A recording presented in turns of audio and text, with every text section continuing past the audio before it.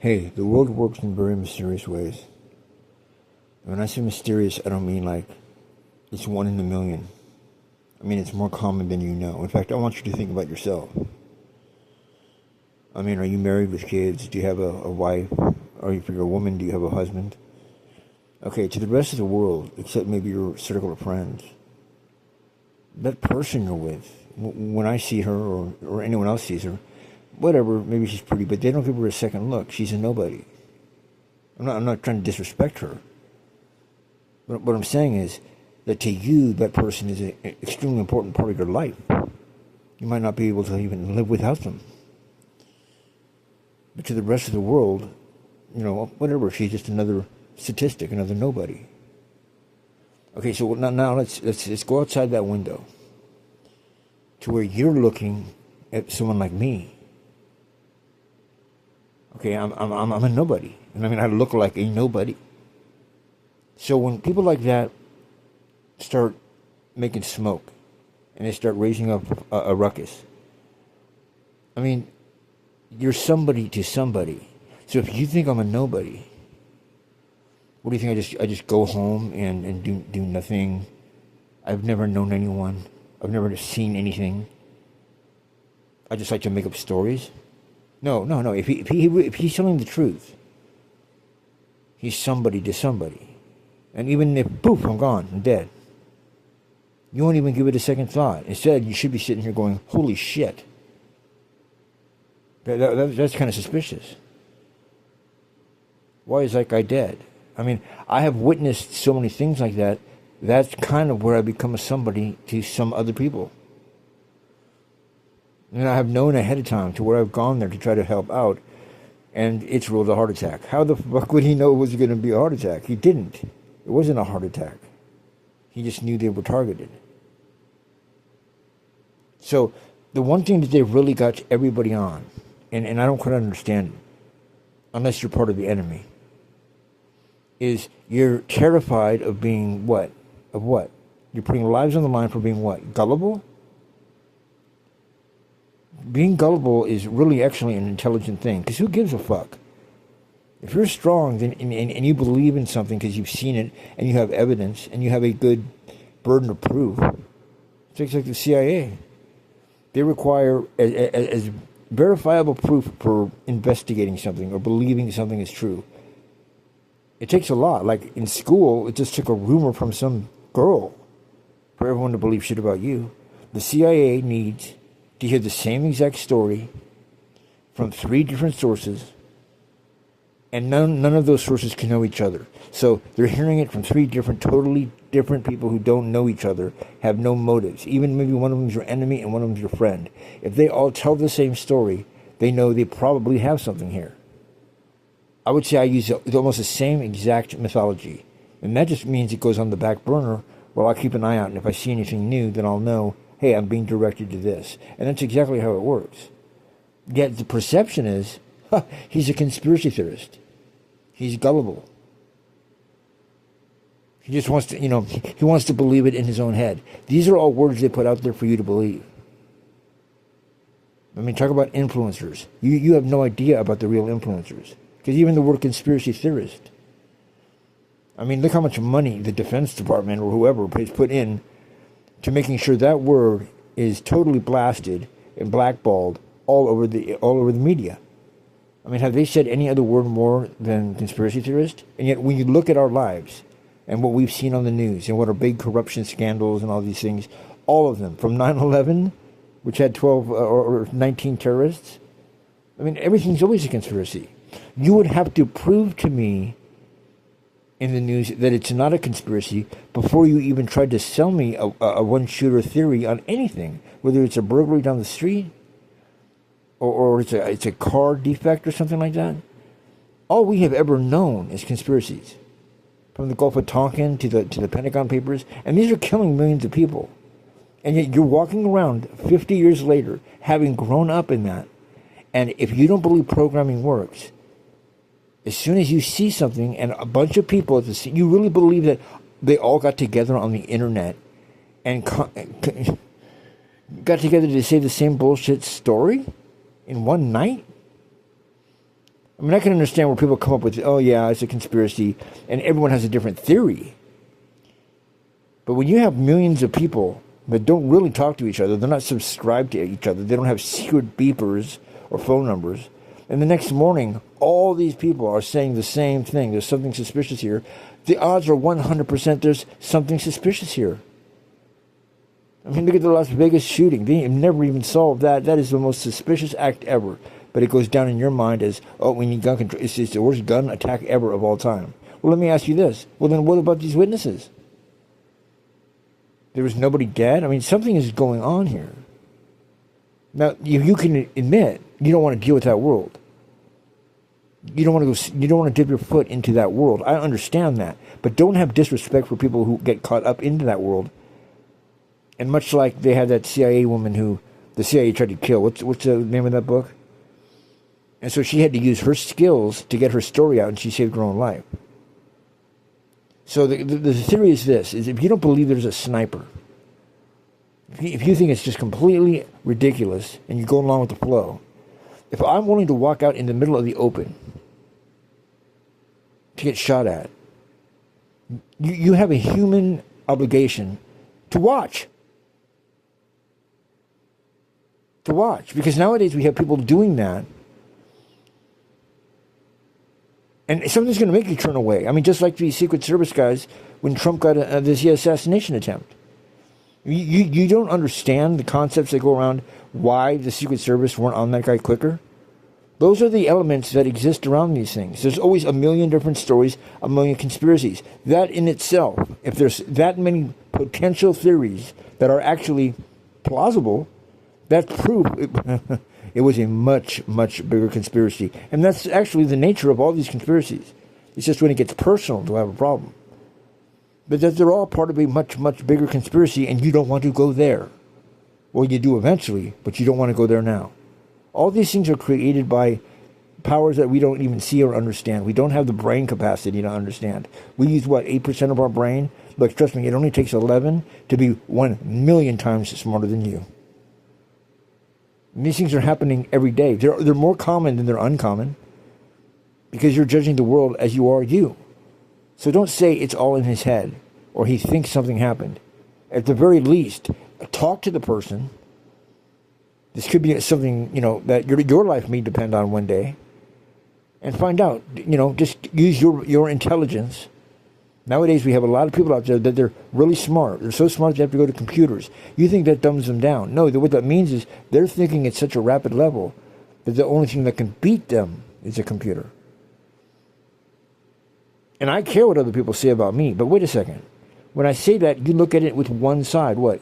Oh, he's worried about what other people think about him. Yes, I am. But you don't know what I think about them. If my enemy is saying things that are positive towards me or knowing a lot about me, I want to know what they think. You're thinking I care how people's perception are of me from a fashion statement. No, I care a lot about what other people think about me. If other people are having a problem with me, if other people tell me, hey, you have ketchup on the side of your face, I'm not arrogant like you and say, yeah, whatever, I'm smarter than you, I don't, and walk around potentially with ketchup down the side of my face. I'm going to go into a mirror, I'm going to look and see, and I'm going to grab a napkin and I'm going to wipe it off. But your attitude is just to ignore the person. And in the grand scheme of things, whether you're atheist or whether you're religious or spiritual or whatever, that's just a really big mistake to make in life because it's karmatic. It'll come back to you. When you get locked into that cave and you're screaming for help, no one is going to hear you. Why? Because you don't hear people in front of your face who are yelling at you. You're brainwashed. You're not going to want to look at this. Can you overcome it? And you can't. And then you really need to start tripping out and being, why is it that I never really paid this person attention? Because they were always saying this. And then there's the 3 levels of truth, which is basically you fucking hated me for saying it. You even got violent and saying I'm crazy, I'm a conspiracy theorist. And then when it finally comes out and some idiot on the news says it, or Snowden comes out and says it, you don't say, oh my God, Don, I'm sorry. You were telling me this 3 years ago. You know what you say? Yeah, I know. So what? I knew all along. You got to check yourself on that shit, man. Before you go to the gym, before you worry about your diet, really. These days, You need to be very, very cautious and start looking into yourself. I don't know what that's going to take. COVID didn't quite do it. But you need to sit and be by yourself. You need to be depressed. And when you go through those experiences, you start realizing, is something weird going on. I've seen it before. I've definitely been face to face with things that I've dismissed as whatever, are odd. And especially as time goes by, you know what? Time heals all wounds. Sometimes what you see is a wound. So you just wait for time to go by and you start rationalizing. Well, maybe what it was this. Maybe what it was that. Not at the moment. At the moment, you thought it was God. See what I'm saying? You remember that moment? You were just silly, right? You were just stupid. No, like a defense attorney in court, they just buy time. So you don't remember the beating on TV. You don't remember the Rodney King thing. Buy time. Get an extension in court. Move the court case. Why would you move the court case? This is supposed to be a racial thing, so you thought. White people versus black people. There's a lot of white people in LA, and the majority is white people. So why would they have to move the court case to another county when 4 LAPD officers are arrested for beating a black man? If it's racial, so what? They're still gonna win, right? No, they couldn't, because there was a bias in LA. You're never told about that because you don't add the two together. It kind of slips your mind. So they moved the case out of LA because everyone in LA already had a bias. Right? It wasn't because of the video. Oh, we can't show the video because it's going to make people biased. No, it wasn't because of the video. It's because what was seen in person. And everyone in LA, whether you were racist or not, they knew what the cops were up to. But the attorneys convinced them, you got to move it out of LA. Why? Because the LAPD is hated here by whites and blacks. So we have to move it out or we will not get a fair jury. And so they move it to an area where all the police live. Damn, got lucky on that. But you ask any black individual in Los Angeles, had they had that court case in L.A. in 1992, and let's say you had 8% or 8 out of 12 white people on that jury, do you believe the cops would have been found guilty? And they'll get all weird about it. They'll say, yeah. Because the fact of the matter is, the cops, in a way, were not that guilty. No, the LAPD was. The cops were trained to do that. And so it became very difficult in court to bust these cops for doing what they're paid to do and trained to do, Chief Daryl Gates. But then again, the jury never said that. But the jury was told, what do you think these officers did that was criminal? Well, first thing that you don't see is they go, you know what their job is and what they're allowed to do? Okay, they're allowed. There's a scene with Coon. It's a famous scene. You can beat the man until he finally, stops any form or looking like resistance and falls on his face and does nothing. And the lawyer goes, wait a second. You are trained by the LAPD to beat a man into submission? That's correct, sir. That's what he says. That's the case right there.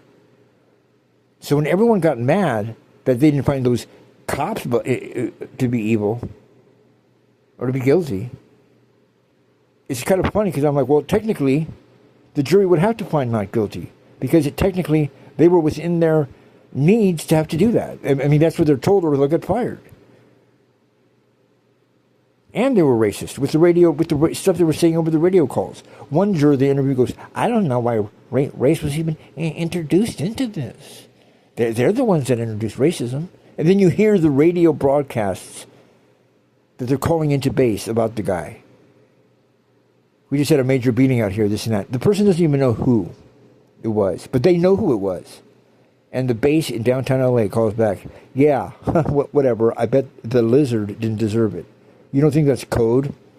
Because back in the day, they used to say the N-word. And that'll educate you real quick. When you say, oh no, they're just resisting arrest. They're just animalistic jungle people. Like when Coon and the other cops say to each other, that was straight out of Gorillas in the Mist, because there was a call just before that one, a member of the black family fighting. And you don't think that had anything to do with the case? The only thing that had to do with the case is Chief Daryl Gates and the LAPD, do they train their officers to be worse than the military? The military is more lenient. It's funny, there was a bus going by at the time. You see it in the initial video. That's wide scale. And on that bus were a bunch of Mexican guys that weren't even from LA. They weren't even illegal immigrants. They were from Mexico to do a special band. They have a special band in Mexico. So they didn't even speak English. They were on their way back to the airport. But they were one of the first cars stopped. And so, the front of those buses, it was one of those luxury buses. It has all this giant glass. And so they saw the whole thing. They interviewed every single one of those guys who doesn't give a fuck because they're not even in the U.S. Every single one of them was hesitant and says, we thought they were trying to kill the guy. That's your jury. People who don't have any vested interest, they don't live in L.A., but they happen to have a front row seat and were just people witnessing an event. And they thought they were killing a guy. And this is the United States. So you got to wake up to that shit. You are doing a huge, not even disservice. You're fucking disrespecting people when they put their lives on the line, really for you. They've got everything to lose. You've got nothing to lose. You make it look like being a conspiracy theorist is a cool thing. When you make that commitment to go out and tell the truth, your life is in danger. You know everyone's going to make fun of you. So the pressure to tell the truth must have been so compelling, meaning the evidence must be so true that it caused a chemical reaction in the person to be willing to risk their job, their family, and their reputation with you, and you tell them to fuck off. Think about it. And you tell me, well, one of the conspiracies is I'm programmed to tell people like that to fuck off, to push away the guy that questions the main story. And then when you realize that you do that all the time, then you realize whoever you're pushing aside, that's the person who's got the right story. And I realized that, and I started investigating people that I thought were fucking insane. The story is too crazy to believe, and I believe a lot of crazy. I am crazy. Wait, you got to override that, Don. What? You remember when you've been preaching about how they're programming people? They don't want people to find out. So that seed they put into your mind through the television, through why the Congress votes for digital television, is that whenever you hear the truth, you're going to want to push it away, like in comedians. Everyone's laughing hysterically. Why? Because it's so true, dude. What are you saying? It's so true. Right. So you laugh at the truth. So when you push someone away or just say, that, whatever, or even when you're giving out money for free to homeless people, the one you don't want to give it to, you need to stop and check yourself and say, there's a reason that's happening to me. The environment around me programs me to say, oh, I know a guy who, he does this for a living. Yeah, no, he looks like a homeless person, and then he sits there and asks for money all day. He makes like $1,000 a week. You don't fucking know anyone like that. The person who told you that story doesn't know anyone like that. You know what I'm saying? You're just becoming part of the problem. And that's exactly what's going on in the United States. That's how Trump gets into office. Not even the people who support him have any clue how stupid they... Now they're all regretting it. And they're saying, we didn't know. We thought he was going to improve the economy and improve the prices in stores. Do not tell me you did not know. But as time goes on, we go, well, maybe they didn't. No, they knew. We didn't vote Biden in for his policies. He's a hero. We voted him as a roadblock, as a stop. And he got run over for it, to stop Trump. And you forgot that already, and you voted Lucifer back into heaven after Michael kicked him out, him and his angels. And you let him back in. That's exactly what's going on. And you will be very hard-pressed to defeat me. You'll say you'll have something else to do. You got to go. I got to go.